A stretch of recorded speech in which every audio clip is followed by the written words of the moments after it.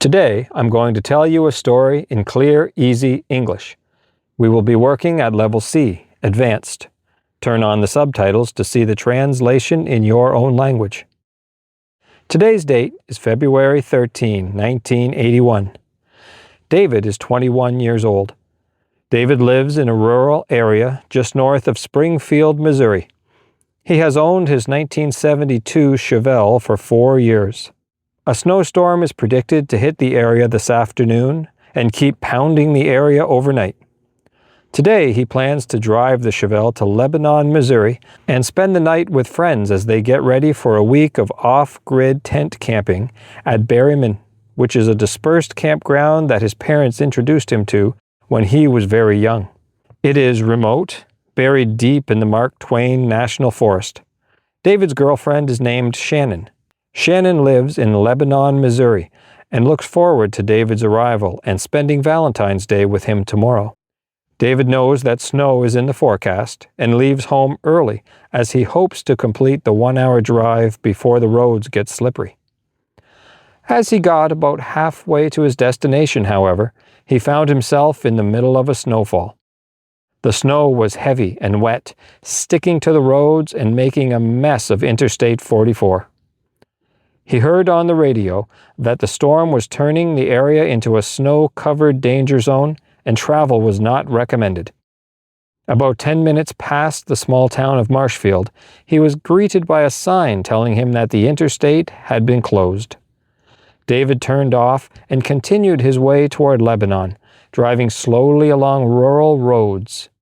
He wasn't worried about getting lost. He had a copy of the state map in the car with him. Unfortunately, he couldn't see the road very well under the layer of snow, and he slid slowly off the road and into a small ditch beside an open field. It looks like no damage was done to the car, and David wasn't injured at all, but the back wheels just spun as he tried to drive back up to the roadway. He was stuck. Cellular phones didn't exist at this time, of course. David decided to walk to the nearest house that he could see, hoping to get hold of a towing company that could pull his car up the embankment. He didn't want to spend the night alone in the car.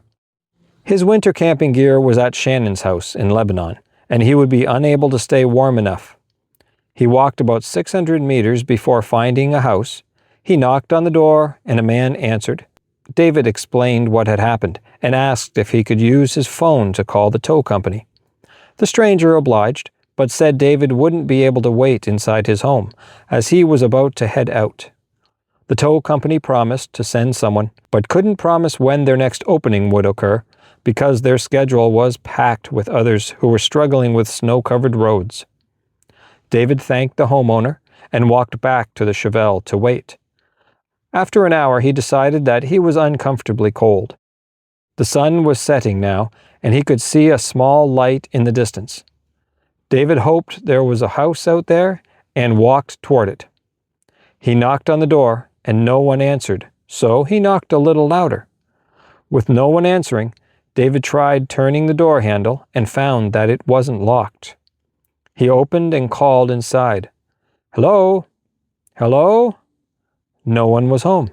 David went inside and saw a phone on the wall with a phone book on the table. He called the tow company again to see when they could expect to arrive, but they didn't answer the phone. David warmed up for a few minutes and then walked back from the farmhouse to his car. He was delighted to see that a tow truck had come while he was away.